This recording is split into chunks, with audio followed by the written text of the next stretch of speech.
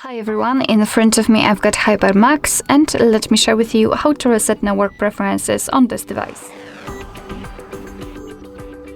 So let's start with opening the settings and then scroll down to the very bottom to find the system.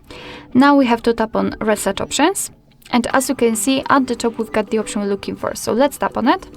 And here we've got the information what it will actually be reset, so of course the Wi-Fi, mobile and Bluetooth.